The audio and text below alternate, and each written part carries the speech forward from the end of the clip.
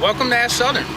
My name is Aaron Myers. I'm the production manager at Southern's manufacturing hub in Kinston, North Carolina.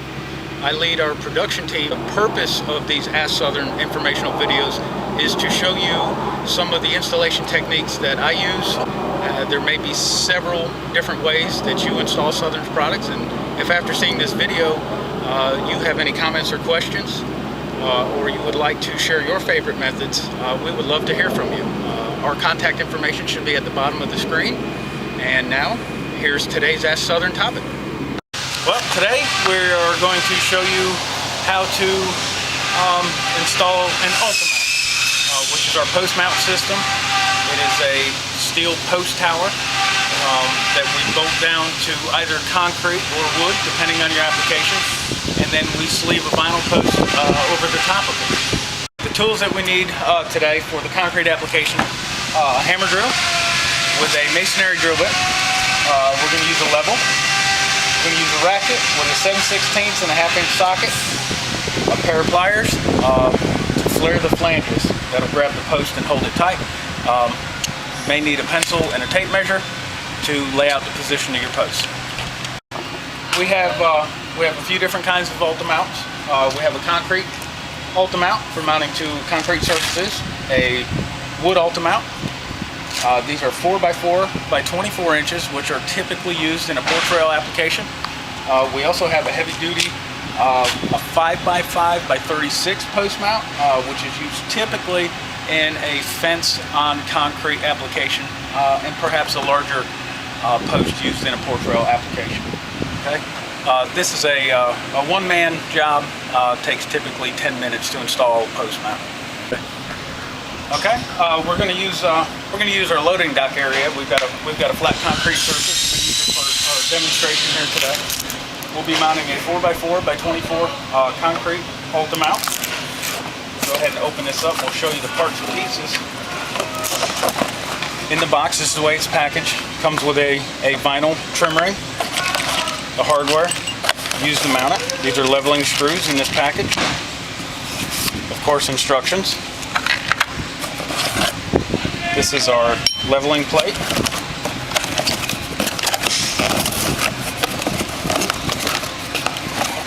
And then our Ulti-Mount. Okay.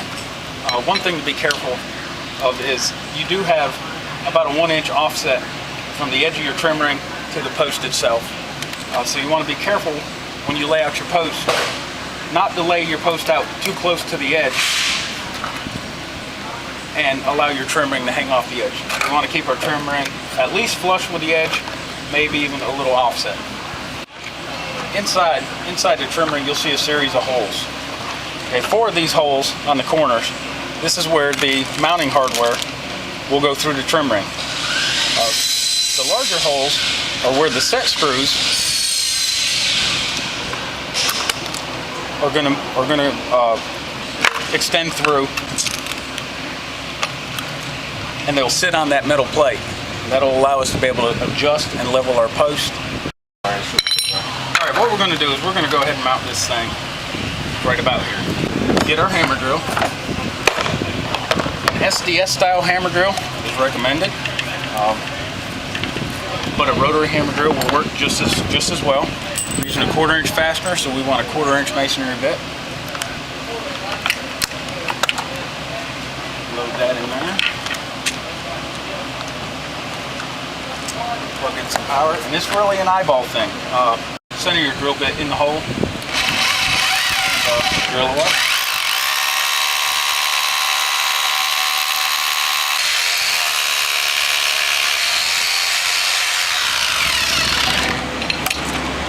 What we need to do here is put our set screws.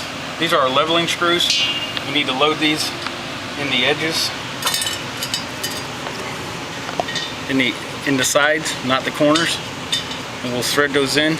And I want to show you this right here. Sometimes there's this little extra material from when they tap the holes out, and sometimes it's very difficult to start that screw. But what I find is, if you come in from the underside and run the screw through, it'll push the material out of the hole, allowing you to then thread the leveling screw from the top. What I like to do is put the leveling screws in until they flush out on the underside of the post. We start with our leveling plate on the bottom, centered over your holes. We center our trim ring next. And you'll note there's a square hole in the underside. That fits right over this square post inside the trim ring. That prevents the post mount from twisting. We set that right over the top. And then what we're going to do is use these masonry anchors in the corners. Our 7/16 ratchet. Aaron, I'm noticing those, what do you call those things, aren't in there? They call them wedge anchors. Okay. And no, they're not in there, Rod. We have an issue where our anchors are stripping in the hole. The instructions say to mount on 4,000 psi concrete. Our concrete here is about a decade old. We wouldn't know how to test the particular strength anyway, but whatever the case may be, our anchors are stripping in the hole. They're not grabbing. Sometimes that happens, so we found an alternate way. We're gonna switch from the hardware provided with the Ultimount to a thunder stud application. We've got a 3/8 thunder stud. It's a little bit larger than the 1/4-inch wedge anchor that they provided. But the thunder studs have a real good gripping power. So we're gonna go ahead and replace these with the thunder stud.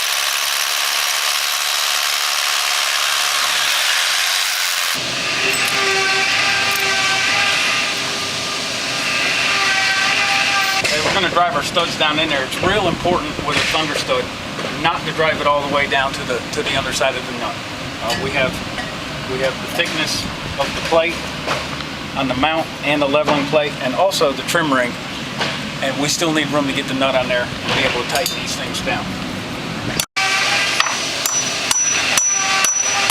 Okay. Once our studs are mounted, we slide our trim ring over the studs. Set our post mount over the studs. We'll go back with our washers and our nuts. We now have our post mount secured to the concrete. Our studs are tightened. We're going to put a level on there, check for plumb. If it's out of plumb away from me, we need to bring the post back towards us. And again, it's tipping to the right. We need to bring it back to the left. We're going to tighten our leveling screw with our level in place. You can see the bubble moving slightly. Now my leveling screw just tightened up. So what I need to do is actually need to loosen our mounting hardware to give us a little bit of room to allow this post to tip.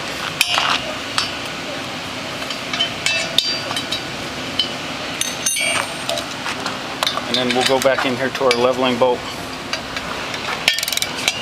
We will tighten it until our bubble comes between the lines.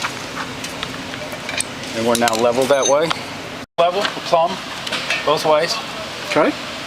Okay, so we're just going to take our vinyl sleeve. Now, one thing we can do right here is we can take a pair of pliers and we can bend these flares out. And what this will do is this will grab the inside of the post, preventing it from slipping back off the top of the mount.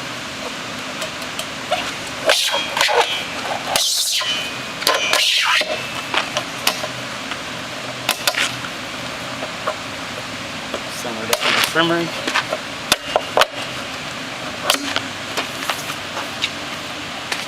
And there's your completed post mount.